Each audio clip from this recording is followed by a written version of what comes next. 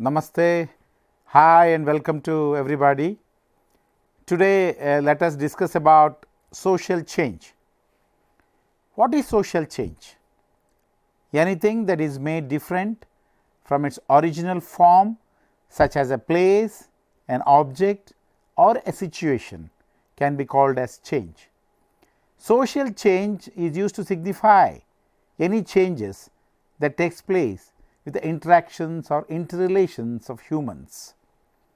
When talking about social change, we can think of the way to interact with each other, the way we do certain things and the way we organize ourselves.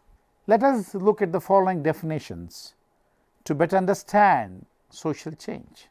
Gillen and Gillen said that social changes are variations from the accepted mode of life, whether due to alteration in geographical condition, in cultural equipment, composition of the population, or ideologies, and whether brought about by diffusion or inventions within the group.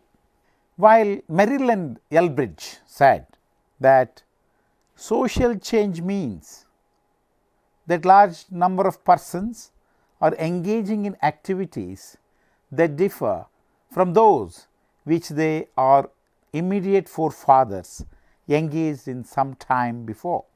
Then Kingsley Davis said, by social change is meant only such alterations as occur in social organization, that is, structure and functions of society. Anderson and Parker said, social change involves alteration in the structure and functioning of societal forms or processes themselves. Social change is not a destination. Social change is a process. It takes place over time and comes with a lot of hesitation at the beginning. Then what are the theories of social change? There are theories of social change that explain social change among people. Let us take a look at a few. The first one is evolutionary theory, conflict theory, functionalist theory. Let us briefly go through this to better understand social change and the theories that influence it. Evolutionary theory.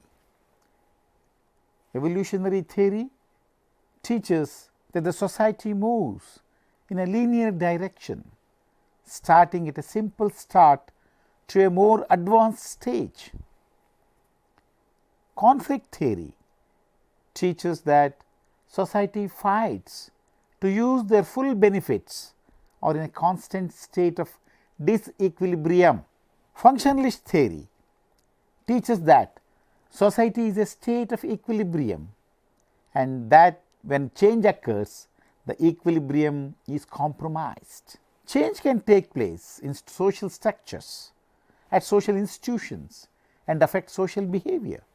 Social change can be any event or action that a group of people can take collectively. Social change can be an act of advocacy for change when challenging the government for social justice. Nature and scope of social change. Social change is a universal law and is essential for human development. Social change is a process and can occur all the time since society is changing all the time. Small changes within society may not be noticed. However, over time, those social changes become noticeable. There is a connection between society and economy, and these two have strategic relationships. What are the characteristics of social change? When social change takes place, there is a change in the community. Social change changes in a certain direction. Social change has no rate. This change can happen overnight or it can take some years also. Social change changes the system of social relationships such as process, interactions and organizations. Social change is universal and can be found in all societies all the time.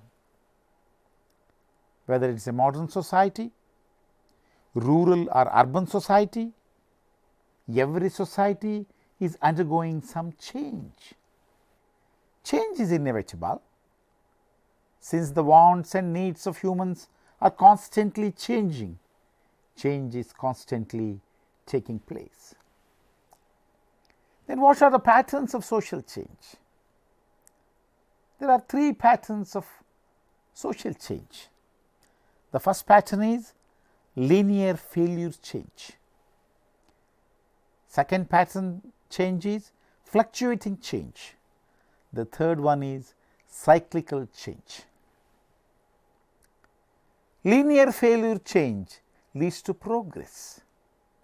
Fluctuating change may go upwards or downwards and is dependent of various factors such as economic change, and cyclical change can be best understood as change in a cycle. Factors and causes of social change. You may wonder, why does social change happen?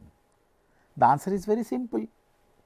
Social change happens due to various factors. Let us look at some of the factors.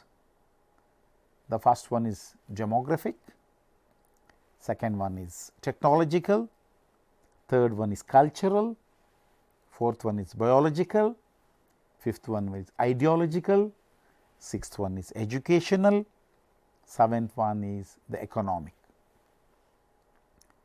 Together they contribute to social change.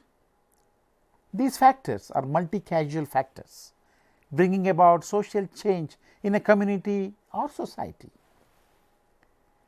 Bennett and Tumin in 1949, they said, it is perhaps as reasonable, if not more, so to insist that man modifies his physical environment rather than the environment modifies the man. See, environment rather than the environment modifies the man. People move around often, either for work, pleasure, study or immigration for better life opportunities. When a person changes their physical environment, it is most likely to cause a social change in their lives. As well, since our human life is closely connected to the conditions of where we live on earth. Without doubt, when we change the place we live in, we are bound to bring about a social change in the way we live. We are all connected between what we believe in and the social institutions we are a part of. We are a sum of our values and social relationships. Cultural changes involve social change too.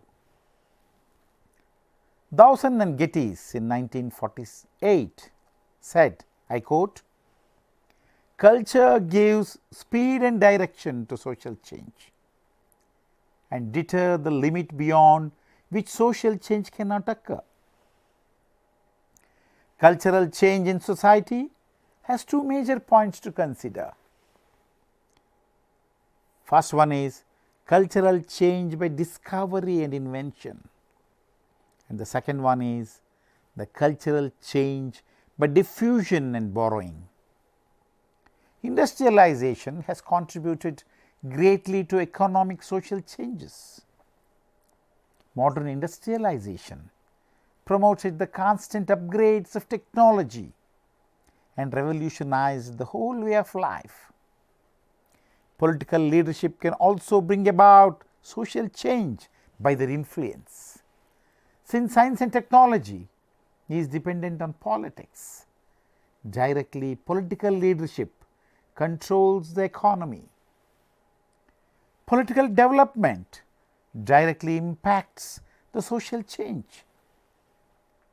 For example, the independence of India directly brought about a social change in the people of the country. Communication as agents for social change. In a research paper presented by Wachukwu Prince Ululube in Nigeria, he taught that the use of communication is to convey a meaning, to create an understanding. I quote Ululube, "This process requires a vast range of skills in intrapersonal and interpersonal processing. Use of these processes is developmental and transfers to all areas of life: governance, e-commerce, home, school, community and work." Effective communication is a window to basic literacy and academic excellence. It is through communication that partnership and cooperation occur in every sector of the national economy. I unquote. The use of communication devices such as the mobile phone, smartwatch, tablets, the laptops, email services and every electronic readers are all part of social change. Depending on the age of the audience today, some of remember a time where the laptop was not yet invented or email services was never there. Today, they have become the part of our livelihood. Using all these modern technologies are a part of social change.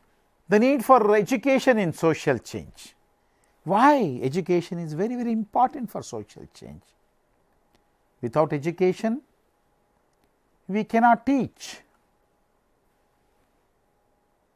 Without education, we cannot teach the people about the development. We cannot instruct people to do what is best for the development. Agarwal in 1991 taught that, I quote, "Education is fundamental method of social progress and reform," I unquote. Ululube said that education can initiate social change by bringing about a change in the outlook and attitude of humanity. It can bring about a change in the pattern of social relationships, which can then cause further social changes. Education has been quite helpful in improving the quality of life of people. Despite its acknowledged role in social change, education is both conservative and progressive, as it does, intentionally or otherwise, transmit the culture of one generation to the next. I unquote. Then what are the types of social change? There are different types of social change. Let us take a look. Fabian change. After the manner of the Fabian society, this change is gradual. Second one is the radical change, style of political radicalism. Third one is revolutionary change, drastic and often includes violence. Fourth one is transformational change, a new age radical change. Fifth one is continuous change, change for the sake of the change. Sixth one is top to down change, change that relies on leadership. The seventh one is bottom up change, change that relies on the huddled masses. Consider this. Since each society is different, each society will have a different types of changes. And what are these social attitudes? Social attitudes run the entire human life. Whether a person or society accepts or rejects social change is determined through their social attitude. It is their orientation towards a person or their situation. This is manifested through their behavior, relationships and social functioning. MACIVER and Page explain social attitudes, I quote, subtle, complex and changeful modes of consciousness. They are constantly being modified by our training, our reflection, our health and our circumstances of every sort. When we attribute an attitude to a person, we can judge its character only by certain external signs, looks, gestures, words. These signs suggest to us fear, love or pity. I unquote. The detail of social attitudes as given by MACIVER and Page are as follows. Attitudes implying sense of inferiority in the subject with respect to the object of attitude. Dissociative, dread, fear, terror, envy, rashfulness. Associative, that is the gratitude, hero worship, emulation. Restrictive, veneration, worship, devotion, humility, submissiveness, modesty, snobbishness. Attitudes implying sense of superiority in the subject. Dissociative, disgust, abhorrence, scorn, contempt, disclaim, intolerance, arrogance. Associative can be pity, protectiveness. Restrictive, pride, patronage, tolerance. Attitudes implying neither sense of inferiority nor superiority, but neutrality in the subject. Dissociative, hate, dislike, aversion, distrust, suspicion, spitefulness, malice and cruelty. Associative, sympathy, affection, trust, tenderness, love, friendliness, kindliness, courtesy, helpfulness. Restrictive, rivalry, competitiveness and jealousy. Social activism for social change. Social activism is passion that ignites action to highlight social ills and bring about social change. An activist is any person, an activist is any person who fights to bring about change. Social media has contributed greatly towards social activism. We can learn from case studies of the Arab Springs, Black Lives Matters, Me Too and Occupy.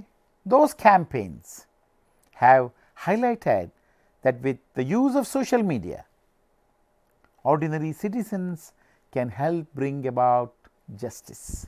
Segerberg and Bennett in 2011 said that the Twitter revolutions of 2009 reiterated the question of whether social media have any real effect on politics.